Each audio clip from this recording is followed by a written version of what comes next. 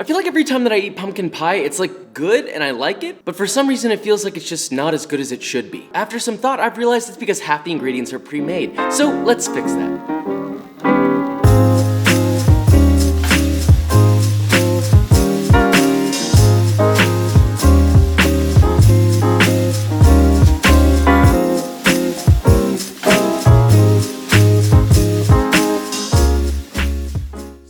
Pumpkin pie all from scratch. And I'm not just talking about the crust, that's non-negotiable. We're gonna be roasting the pumpkin, we're gonna be making a caramelized milk reduction, which is essentially a sweetened condensed milk, but far better because it's homemade and the flavor is unmatched. Every time the holidays come around, I can't help myself but think about Anthony Bourdain because he always talked about how it was the people, it's all your friends and family and everybody's coming together and eating and cooking, and like that's what I love so much about Thanksgiving. For some reason around that time, I somehow end up listening to his audiobooks, which is exactly why this video is sponsored by Audible. He's one of my favorite authors of all time for obvious reasons, and his audiobooks are actually some of my favorite, and you can find them there too. And if you go and click the link below, go to audible.com/Joshua Weissman, or text Joshua Weissman to the number 500-500, and you'll get 1 free book, 2 free Audible originals, and you'll get a full 30-day free trial from me to you. I love you, you're welcome, and with all that said, let's make this, shall we?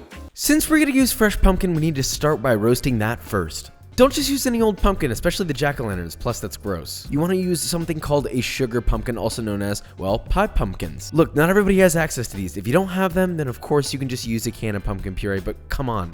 If you can find them, please use them. You're gonna need 2 of those, both of which are gonna weigh about 6 pounds or 3 kilos each. Cut off the top to remove the stem and get a flat surface, flip it over, cut them in half, and then scrape out the seeds of both of them. By the way, you can roast the seeds separately and have, well, pepitas. Lightly oil both of them, and then place them on a foil-lined rimmed baking sheet and roast them at 400 degrees Fahrenheit or 205 degrees Celsius for 40 minutes or until super duper soft and easily pricked with a fork. Peel off their skins or just scrape the flesh out and then blend it in a food processor or a blender until super smooth. And well, that's it, you've got pumpkin puree. Now, I will add that a lot of the time the pumpkins can be really watery. If it is way more watery than what you normally see in canned pumpkin, then you can simply place it in a metal sieve with cheesecloth lining it and then just let it drip for a few minutes or until it gets to the appropriate thickness. Now, while your pumpkin's roasting or whatever you happen to be doing, we need to make our sweetened condensed milk, in quotation marks, our caramelized milk. Simply combine 3.5 cups or 828 milliliters of whole milk, half a cup or 118 milliliters of heavy cream, and 1 cup or 230 grams of granulated sugar. Whisk that together and set that over medium-high heat. Now be careful, as soon as it starts to get hot and slowly come to a simmer, immediately reduce the heat to medium and slowly simmer, whisking intermittently to make sure it doesn't stick to the bottom, until it reduces down to 1.25 cup or 300 milliliters, which will take about 25 to 30 minutes. Now the best way to tell when it's getting close to that is when you whisk it and it just violently bubbles, so make sure you use a pot that has plenty of room in it. Make sure its consistency matches that of sweetened condensed milk when room temperature. If you don't plan to use it right away, then refrigerate it. Time for a super easy pie crust. So to a food processor, you're gonna add 2 cups or 302 grams of all-purpose flour, 1 tablespoon or 13 grams of granulated sugar, and 1 teaspoon or 5 grams of fine sea salt. Pulse that a few times just to get it all incorporated, and then you're gonna add 1 cup or 113 grams of very cold butter, like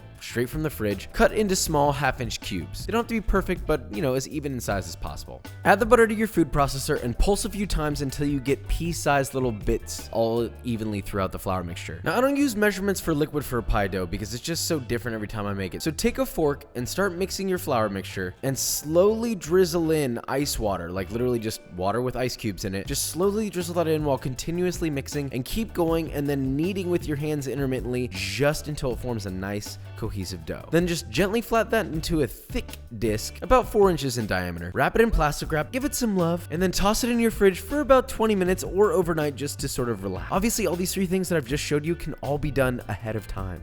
Okay, so it's bake day. Make sure that your pie dough isn't rock hard. If it is, just let it sit out and soften up just a little. Gently flour a work surface and gently flour your dough, and then roll your dough out into a rough circle until it's about 1/4 inch thick all the way across.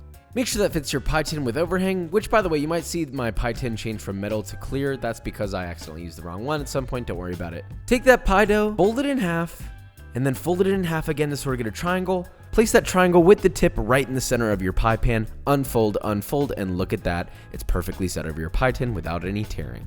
You can thank my mom for that tip. Trim away any excess dough and gently crimp the edges. Place your shaped crust in the fridge just to firm up a little bit. This will prevent some shrinkage. And now we need to pre-bake our pie. So line that with parchment paper with a little bit of overhang, and then weigh the parchment paper down with some rice or dried beans or pie weights. You just want to make sure that you keep the bottom flat, and then bake it at 400 degrees Fahrenheit for about 15 to 18 minutes, or until the outside part of the crust is dry and crisp, but not really browned. You don't want any browning yet. Then carefully take out that pie weight and then place it back in the oven for another 10 minutes just to finish baking that bottom. If it starts to puff up a little bit, just push it back down as it's baking. Then just pull out your pie crust, place it on a wire rack, and let it cool to room temperature. This is another thing that you can do a day ahead. Okay, now we're ready to make our filling. So you're gonna need 15 ounces or 425 grams of roasted pumpkin puree, or one 15-ounce can if you're gonna go that route, I guess. And to that, you're gonna add 1 1/4 cup or 396 grams of that sweetened condensed milk that we made. It should reduce to exactly that, so it's perfect. Or your 14-ounce flippin' can. Whisk that together, and then to that, you're gonna add 2 whole eggs and 1 egg yolk. Mix that, then add half a teaspoon or 2 grams of fine sea salt, 1 teaspoon or 2 grams of ground ginger, 1.5 teaspoons or 3 grams of ground cinnamon, 1/4 teaspoon or 1 gram of ground cloves, or 1 gram of ground nutmeg. Whisk that together until thoroughly combined and smooth. Pour your custard filling into your prepared pie, which, by the way, this is gonna need to be a 9-inch pie dish. Probably should have mentioned that. Gently tap your pie against the counter just to kind of flatten it out and get rid of any air bubbles, and any that rise to the surface, just pop with a knife. And then place it in an oven that's been preheated to 325 degrees Fahrenheit and bake for 1 hour to 1 hour and 10 minutes, or until the custard is completely set and a knife inserted comes out clean. And that's it, that's pumpkin pie. I know it seems like a lot of steps, but the reality is 90% of this is totally easy to do ahead of time. Serve it with a nice dollop of whipped cream. But do you want to know what else is good with a nice dollop of whipped cream? B-roll.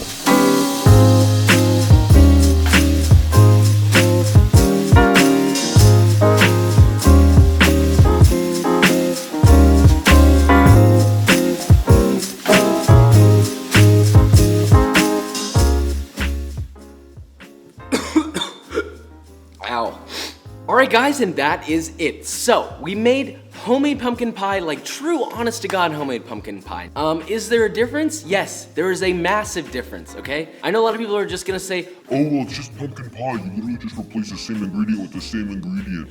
No, not only is the flavor way better, but visually the color is so much more vibrant, is completely unmatched. Before we go, don't forget to take advantage of the offer we got from Audible. The link will be in the description. You can text to 500, all that good stuff, and you'll get a 30-day free trial. So I mean, like, go listen to some Anthony Bourdain during the holidays, get that heart full of love, put it out in the food that you serve your family. That is the message for today. Yeah, that's a pretty good note to end on, I feel like. So with all that said, if you enjoyed this video or you learned something, leave a like, subscribe, and I will see you next time.